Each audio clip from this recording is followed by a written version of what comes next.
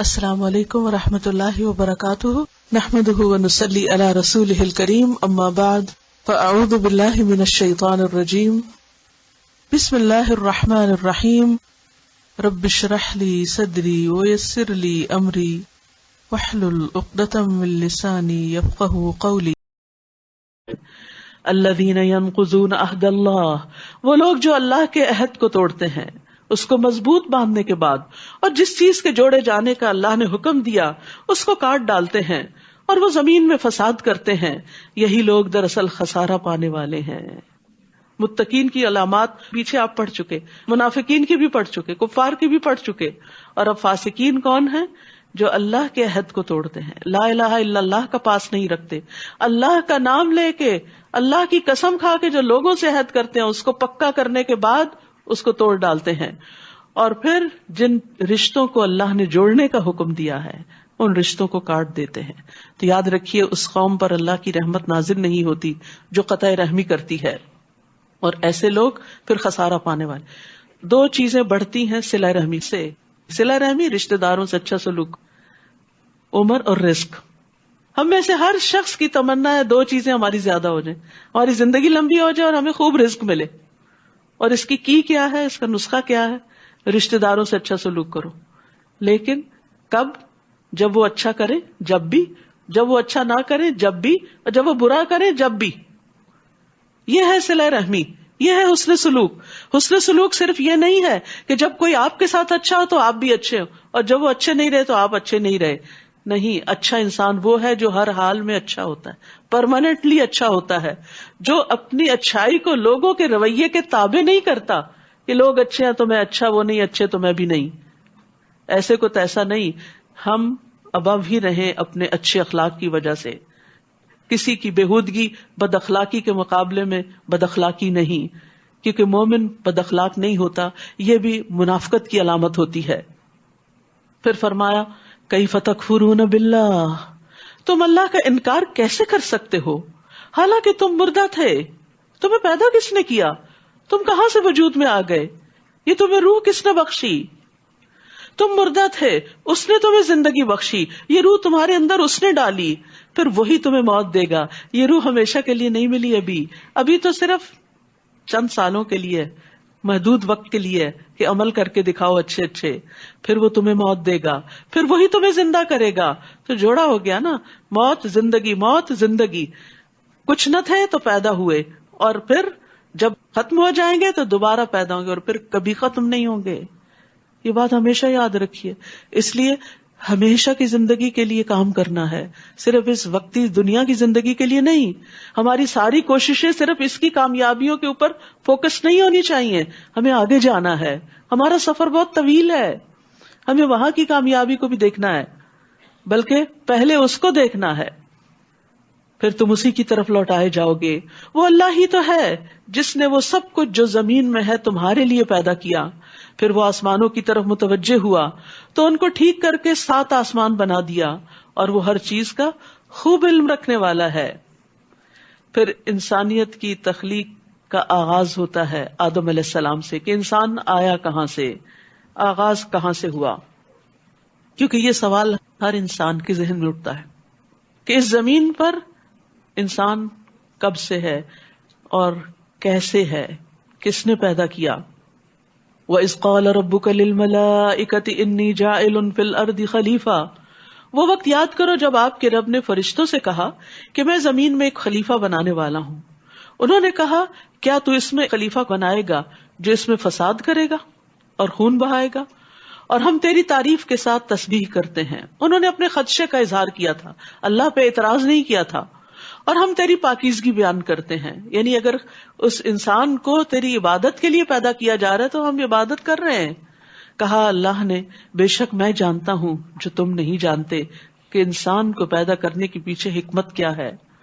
اور اس نے آدم کو سب کے سب نام سکھا دیے، جس زمین پہ بھیجنا تھا اس سے متعارف کرا دیا۔ پھر انہیں فرشتوں کے سامنے پیش کیا اور کہا اگر تم سچے ہو تو تم مجھے ان سب کے نام بتاؤ۔ یہ اللہ کا انسان پر فضل و کرم ہے کہ اس نے انسان کو علم کے ساتھ شرف بخشا۔ علم بہت بڑی دولت ہے، انسان کی عزت بھی علم کے ساتھ ہے۔ کھانے پینے سے بھی پہلے علم عطا کیا گیا. اس لیے ہمارے لیے علم حاصل کرنا اور خصوصاً علم نافع حاصل کرنا وہ کھانے پینے سے بھی زیادہ اہم ہے. قالو، فرشتوں نے کہا، سبحانک، تو پاک ہے، جتنا علم تو نے ہمیں سکھا دیا اس کے سوا ہم نہیں جانتے، بے شک تو خوب علم رکھنے والا، بہت حکمت والا ہے. اللہ نے کہا، اے آدم تم انہیں ان کے نام بتاؤ. پھر جب اس نے انہیں ان کے نام بتا دیے تو اللہ نے کہا، کیا میں نے تمہیں کہا نہ تھا کہ بے شک میں آسمانوں اور زمین کے غیب جانتا ہوں، اور میں جانتا ہوں جو تم ظاہر کرتے ہو، اور وسیع ہے. اور جب ہم نے فرشتوں سے کہا کہ تم آدم کو سجدہ کرو تو ان سب نے سجدہ کیا سوائے ابلیس کے، اس نے نافرمانی کی اور تکبر کیا اور وہ انکار کرنے والوں میں سے ہو گیا. اور ہم نے کہا کہ اے آدم تم اور تمہاری بیوی دونوں جنت میں رہو اور جہاں سے چاہو بے روک ٹوک کھاؤ، لیکن اس درخت کے پاس نہ جاؤ ورنہ تم دونوں ظالموں میں شمار ہو جاؤ گے. پھر شیطان نے ان دونوں کو وہاں سے پھسلا دیا، یعنی بہانے سے جس درخت سے پھل کھانے سے منع کیا گیا تھا وہ کھلوا دیا جس میں وہ تھے. اور ہم نے کہا کہ اتر جاؤ، یعنی جہاں پر ہو وہاں سے چلے جاؤ، تم ایک دوسرے کے دشمن ہو گئے، انسان شیطان کا، شیطان انسان کا، اور تمہارے لیے زمین میں ایک مدت تک ٹھکانا اور فائدہ اٹھانا ہے. یہاں سے زمین پہ آدم علیہ السلام اتر آئے اور آدم کی اولاد بھی پھر یہی رہتی بستی ہے. اور اصل میں پیدا بھی اللہ تعالیٰ نے انسان کو زمین کے لیے ہی کیا تھا. جنت میں تو صرف امتحان کے لیے رکھا تھا اور یہ بتانے کے لیے کہ اگر اللہ کی نافرمانی کی تو جنت نہیں ملے گی. فَتَلَقَّى آدَمُ مِن رَبِّهِ کلمات، پھر آدم علیہ السلام نے اپنے رب سے کچھ کلمات سیکھ لیے اور معافی مانگی تو اس نے اس پر مہربانی کی، بے شک وہ بہت توبہ قبول کرنے والا، نہایت رحم کرنے والا ہے. یعنی توبہ کی توفیق بھی اللہ نے دی، پھر توبہ قبول بھی اللہ نے کی. سبحان اللہ، توفیق بھی دیتا ہے، قبول بھی کرتا ہے اور اس پر اجر بھی عطا کرتا ہے. رحمتیں ہی رحمتیں ہیں اس کی، اور بندے سے خوش بھی ہوتا ہے. اور بہترین خطاکار توبہ کرنے والے ہی ہیں. اور یہ یاد رکھیے، یہ خوشخبری ہے، حدیث میں آتا ہے جو توبہ کرتا ہے اللہ اس کی توبہ قبول کر لیتا ہے. تو اللہ سبحانہ وتعالیٰ سے ہم سب توبہ کرتے ہیں اپنے تمام گناہوں کی. ہم نے کہا تم سب یہاں سے اتر جاؤ، پھر جب تمہارے پاس میری طرف سے کوئی ہدایت آئے تو جس نے میری ہدایت کی پیروی کی تو ان پر نہ کچھ خوف ہوگا اور نہ وہ غمگین ہوں گے. یہ ہے ہدایت کی پیروی کے فائدے کہ دنیا اور آخرت میں خوف اور تنگی جاتی رہے گی. اور جنہوں نے کفر کیا اور ہماری آیات کو جھٹلا دیا وہ آگ والے ہیں، وہ اس میں ہمیشہ رہنے والے ہیں. تمام انسانوں سے خطاب کرنے کے بعد اللہ سبحانہ وتعالی بنی اسرائیل سے خطاب کرتے ہیں. یہ سورت پہلی سورت ہے جو ساری مدینہ میں نازل ہوئی تھی اور بالکل ابتدائی دور میں نازل ہوئی تھی. یعنی جب نبی صلی اللہ علیہ وسلم ہجرت کرنے کے بعد مدینہ تشریف لے گئے تو وہاں پر انصار کے علاوہ، مدینہ کے دوسرے لوگوں کے علاوہ بنی اسرائیل بھی رہتے تھے جو حضرت یعقوب علیہ السلام کی اولاد میں سے تھے. اور جیسا کہ آپ جانتے موسیٰ علیہ السلام بھی بنی اسرائیل میں سے تھے، عیسیٰ علیہ السلام بھی بنی اسرائیل میں سے تھے. اللہ سبحانہ وتعالیٰ نے ان دو پیغمبروں پر کتابیں بھی نازل کی اور بنی اسرائیل کی طرف بے شمار انبیاء بھیجے اور ان کی ہدایت کا سامان کیا. اور پھر آخری پیغمبر محمد صلی اللہ علیہ وسلم کو بھی تمام انسانوں کی طرف انکلوڈنگ بنی اسرائیل مبعوث کیا گیا، اور اسی لیے ان سے بھی خطاب ہے اور ان کو سمجھایا جا رہا ہے، اے بنی اسرائیل میری اس نعمت کو یاد کرو جو میں نے تم پر انعام کی، اور میرے عہد کو پورا کرو، میں تمہارے عہد کو پورا کروں گا. یعنی تم عمل کرو گے تو میں تمہیں جنت میں داخل کروں گا اور دنیا میں بھی عزت بخشوں گا. اور صرف مجھ ہی سے ڈرتے رہو اور ایمان لاؤ اس کتاب پر جو میں نے نازل کی، جو کہ تصدیق کرنے والی ہے اس کی جو پہلے سے تمہارے پاس ہے، اور تم سب سے پہلے اس کے انکار کرنے والے نہ بنو. اور میری آیات کے بدلے تھوڑی سی قیمت نہ لو اور صرف مجھ ہی سے ڈرتے رہو. اصل میں مدینہ کے رہنے والے، مکہ کے رہنے والے، باہر سے آنے والے سب جانتے تھے کہ اہل کتاب بہت ہائیلی ایجوکیٹڈ لوگ ہیں، بہت کچھ دین میں سے جانتے ہیں. ان سے پوچھنا چاہیے کہ یہ محمد صلی اللہ علیہ وسلم جو کچھ بتا رہے ہیں وہ ٹھیک ہے. لیکن افسوس یہ کہ جب ان کے پاس جا کر پوچھتے تو وہ آپ صلی اللہ علیہ وسلم سے لوگوں کو بدظن کر دیتے تھے. تو اس پر ان کو سمجھایا جا رہا ہے کہ ایسا مت کرو اور حق کو واضح کرو. آیات کے بدلے تھوڑی قیمت مت لو، دنیا کے فائدوں کی خاطر اپنا دین مت بیچو. اور حق کو باطل کے ساتھ خلط ملط نہ کرو اور سچی بات کو مت چھپاؤ، حالانکہ تم جانتے ہو، اور نماز قائم کرو اور زکوٰۃ ادا کرو اور رکوع کرنے والوں کے ساتھ رکوع کرو۔ اہم ترین ہدایات، تو سب سے اہم عبادت جس کا بار بار ذکر آ رہا ہے وہ کیا ہے؟ نماز۔ کیا تم لوگوں کو نیکی کا حکم دیتے ہو اور اپنے آپ کو بھول جاتے ہو، حالانکہ تم کتاب کی تلاوت کرتے ہو؟ کیا تم عقل سے کام نہیں لیتے؟ تمہارے قول و فعل میں تضاد نہیں ہونا چاہیے، یہ تو منافقت کی علامت ہے۔ وَاسْتَعِینُوا بِالصَّبْرِ وَالصَّلَاةِ، اور صبر اور نماز سے مدد لو، اور بے شک وہ بھاری ہے، نماز مشکل کام ہے، بھاری ہے، مگر ان لوگوں پر نہیں جو عاجزی کرنے والے ہیں۔ عبادت کیا ہے؟ اللہ کے آگے جھکنا، اللہ سبحانہ و تعالیٰ کی اطاعت کرنا، اس کی فرما برداری کرنا، اس کے آگے خشوع اختیار کرنا۔ تو جو اللہ کے آگے جھکتے ہیں وہ نماز کی طرف شوق سے جاتے ہیں۔ نماز ایک معیار ہے یہ دیکھنے کا کہ ہمارے اندر ایمان کتنا ہے، ہم کس درجے کے متقی ہیں۔ اپنے آپ کا جائزہ لیجئے، احتساب کیجئے کہ جب اذان ہوتی ہے تو دل پہ کیا گزرتی ہے، نماز کا وقت آتا ہے تو کیفیت کیا ہوتی ہے، اور جب مصلی کی طرف جاتے ہیں، جائے نماز کی طرف جاتے ہیں، کس دل سے جاتے ہیں، کس شوق سے جاتے ہیں، اور اس جگہ کو کیا سمجھتے ہیں کہ یہ کوئی باغ ہے یا کوئی قید خانہ ہے۔ تو یاد رکھیے، صبر اور نماز سے زندگی آسان ہو جاتی ہے۔ یہ دونوں چیزیں ساتھ ساتھ ہیں۔ تمام انبیاء مشکل اوقات میں نماز پڑھتے تھے۔ سارہ علیہ السلام کو جب اس ظالم بادشاہ نے پکڑا تھا تو انہوں نے وضو کر کے نماز شروع کر دی تھی۔ ادھر ابراہیم علیہ السلام نے بھی نماز شروع کر دی تو اللہ تعالیٰ نے ان کو اس ظالم سے نجات عطا کی۔ نماز پڑھنے سے اللہ تعالیٰ کی رحمتیں آتی ہیں، اللہ کی حفاظت ملتی ہے۔ تو یہ نماز کن پہ بڑی آسان ہے، کن کو بڑی پسند ہے، کن کو نماز سے محبت ہے؟ الذین یظنون انہم ملاقو ربہم، وہ جو یقین رکھتے ہیں کہ وہ اپنے رب سے ملاقات کرنے والے، وبالآخرۃ ہم یوقنون، اور بے شک وہ اسی کی طرف لوٹ کر جانے والے ہیں۔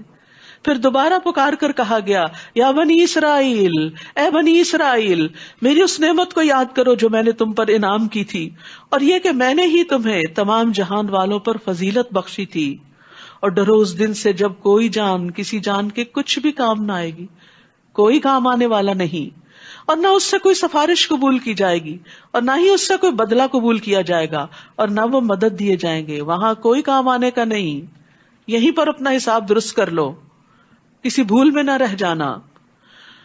پھر بنی اسرائیل کو اللہ تعالیٰ مختلف نعمتیں یاد کراتے ہیں کہ کیسے کیسے تمہیں نعمتیں عطا کی گئی، تم اللہ کی طرف راغب ہو جاؤ۔ اور جب ہم نے تمہیں آل فرعون سے نجات دی، وہ تمہیں بہت سخت تکلیف دیتے تھے، وہ تمہارے بیٹوں کو ذبح کر ڈالتے تھے اور تمہاری عورتوں کو زندہ چھوڑ دیتے تھے، اور اس میں تمہارے رب کی طرف سے بہت بڑی آزمائش تھی۔ اور جب ہم نے تمہارے لیے سمندر کو پھاڑ دیا، پھر ہم نے تمہیں نجات دی، اور آل فرعون کو ہم نے غرق کر دیا، اور تم دیکھ رہے تھے، اپنی آنکھوں سے دیکھ رہے تھے کہ وہ پورا لشکر ڈوب رہا ہے۔ اور دشمن کو آنکھوں کے سامنے ڈوبتے دیکھنا کوئی معمولی نعمت نہیں تھی بنی اسرائیل کے لیے، جس نے انہیں غلام بنا رکھا تھا اور ان پر طرح طرح کی سزائیں مسلط کی ہوئی تھی۔ اور جب ہم نے موسیٰ سے 40 رات کا وعدہ لیا، پھر تم نے اس کے بعد بچڑے کو معبود بنا لیا اور تم ظالم تھے، پھر اس کے بعد ہم نے تمہیں معاف کر دیا تاکہ تم شکر ادا کرو۔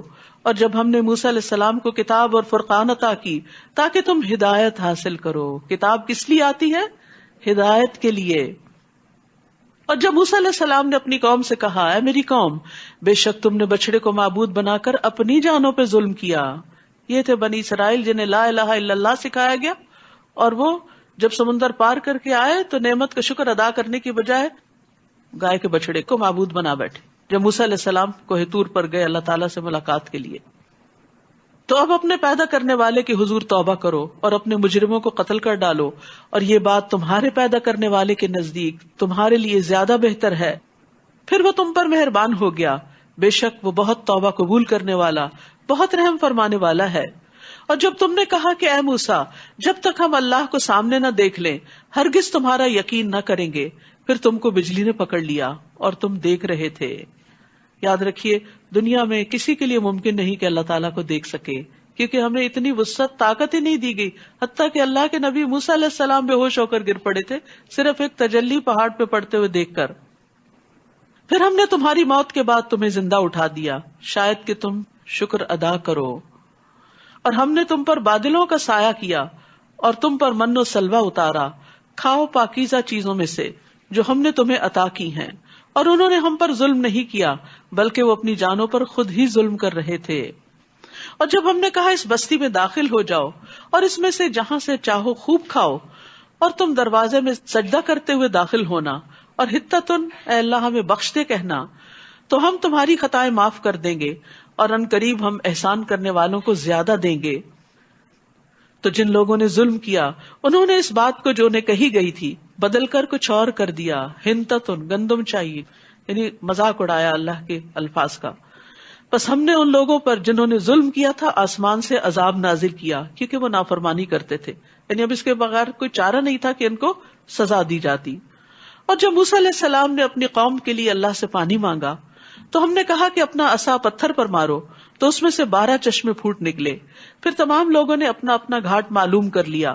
ہم نے حکم دیا کہ اللہ کے رزق میں سے کھاؤ اور پیو، اور زمین میں مفسد بن کر نہ پھرو۔ اور جب تم نے کہا اے موسیٰ ہم ایک ہی کھانے پر ہرگز صبر نہیں کر سکتے، لہٰذا اپنے رب سے دعا کرو کہ وہ ہمارے لیے نکالے ترکاری، ککڑی، گندم، مسور اور پیاز جو بھی زمین اگاتی ہے۔ اس نے کہا کیا بھلا بہتر چیز چھوڑ کر اس کے بدلے کمتر چیز لینا چاہتے ہو؟ من و سلوہ چھوڑ کر تم زمین کی چیزیں لینا چاہتے ہو؟ تو جاؤ کسی شہر میں اتر جاؤ، تو بے شک جو تم نے مانگا ہے وہ تمہارے لیے وہاں موجود ہے۔ اور ذلت اور محتاجی ان پر دے ماری گئی، اور وہ اللہ کے غضب کے ساتھ پلٹے۔ یہ اس وجہ سے ہوا کہ بے شک وہ اللہ کی آیات کا انکار کرتے اور نبیوں کو ناحق قتل کرتے تھے۔ یہ اس وجہ سے تھا کہ وہ نافرمانی کرتے اور حد سے بڑھ جاتے تھے۔ تو بنی اسرائیل پر اللہ کا غضب کیوں نازل ہوا؟ ان وجوہات کی بنا پر، اور اس میں خاص طور پر جو آخر میں فرمایا نافرمانی کرتے اور حد سے بڑھ جاتے، یعنی ساری پابندیاں توڑ کے نکل جاتے، اپنی منمانیاں کرتے، اللہ کے حکم کو پسے پش ڈال دیتے۔ تو اس سے پتہ چلتا ہے کہ اگر اللہ کی ایک پسندیدہ امت بنی اسرائیل جو تھی، جس کی طرف اللہ نے بے شمار انبیاء بھیجے، کتابیں بھیجی، جب انہوں نے اللہ کی نافرمانی کی تو اللہ نے ان کو پکڑ لیا۔ تو اس واقعے کو یہاں کیوں بیان کیا گیا؟ تاکہ ہم سبق سیکھیں، کیونکہ ہمیں بہت مان ہوتا ہے اس بات پر کہ ہم امت محمد، الحمدللہ، اللہ کا شکر ہے کہ ہم امت محمد صلی اللہ علیہ وسلم، اس پر ہمیں فخر ہے، اور ہم امید رکھتے ہیں کہ آپ ہماری شفاعت کریں گے۔ لیکن اس کے لیے ضروری ہے کہ ہم وہ کام کریں کہ جن کی وجہ سے اللہ سبحانہ وتعالی راضی ہو، ہم قیامت کے دن محمد صلی اللہ علیہ وسلم کے آگے بھی شرمندہ نہ ہو۔ وہ دیکھیں یہ میری امت، کیونکہ کچھ لوگ آ رہے ہوں گے آپ کی طرف، تو کہہ دیا جائے گا کہ نہیں ان کو دور کر دیا جائے، کیونکہ آپ کو نہیں پتا انہوں نے آپ کے بعد دین میں کیسے کیسے نئے طریقے نکال لیے۔ تو اس لیے اس دین پر چلنا ہے جو اللہ سبحانہ تعالیٰ نے محمد صلی اللہ علیہ وسلم کے ذریعے دیا ہے، اور اس کی اطاعت کرنی ہے۔